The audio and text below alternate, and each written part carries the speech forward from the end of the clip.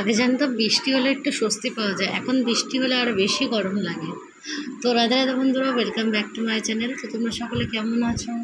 আশা করি ভালো আছো। আর আমিও কিন্তু তোমাদের গোবিন্দের আশীর্বাদে ভালোই আছি।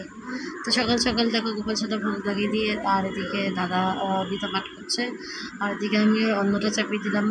এত গরমের মধ্যে ভালো লাগে না, সকাল সকাল রান্না করে নিচ্ছি। আর বলছিলাম যে শরীরটা একটু খারাপ, তো মাও এদিকে রান্নাটা বসিয়ে দিয়েছে। তো গরমে সবারই অবস্থা খারাপ। আর এদিকে আমি রান্নাটা করে নিয়েছি, তার মধ্যে অন্নটা হয়ে যাওয়ার পরে আবার এই যে গোপালের জন্য একটু গোলা রুটি করে নিচ্ছি, মিষ্টি গোলা রুটি। আজকে আর কিছু করলাম না, তোমাদেরকে বলছিলাম যে আমার পেটটা একটু অসুবিধা হচ্ছে, তো ওই জন্য আজকে একদম হালকা পাতলা রান্না করবো। উচ্চ কুমড়ো ভাজবো, আর কাঁকরোল ভাজবো, আর এদিকে পাঁচমিশালি একটা সবজি রসা করবো। এই ছিল আজকের দুপুরের মেনু। তো এই দিয়ে আছে দুপুরের সেবাটা নিলাম, আর রাতের জন্য অন্য কিছু ভেবে রেখেছি, দেখা যাক কী করা যায়। সব কিছু এখন কদিন হালকাই খেতে হবে, বেশি লাইট মানে হেভি খাবার খাওয়া যাবে না, লাইট খাবারই খেতে হবে। তো দেখো উচ্চের কুমড়োটা ভেজে নিচ্ছে, আর কুমড়োর কালারটা দেখো কত সুন্দর, খুব মিষ্টি ছিল কুমড়োটা, আর খেতেও কিন্তু খুব সুন্দর ছিল। তো উচ্চ কুমড়ো ভেজে নিয়েছি, আর এদিকে কাঁকরোলটাও ভাজা হয়ে গেছে। এবার শুধু রসাটা করলেই হয়ে যাবে। তারপরে তো সংসারের কাজের তো কোনো কমতি নেই।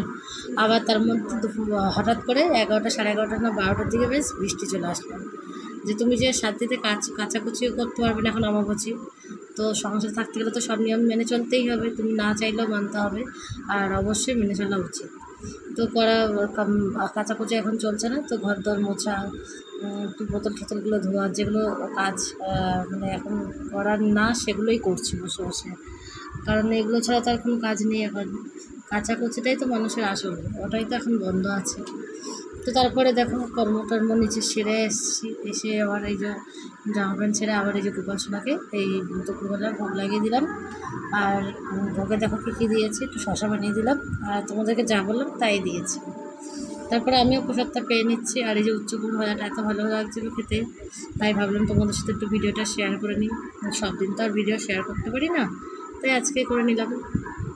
তো দুপুরবেলা হঠাৎ করে বৃষ্টি যে হলো, তো একটু মনে হলো না যে গরম কমেছে কোথা থেকে, একটুও গরম কমেনি, উল্টে আরও বেশি গরম লেগেছে।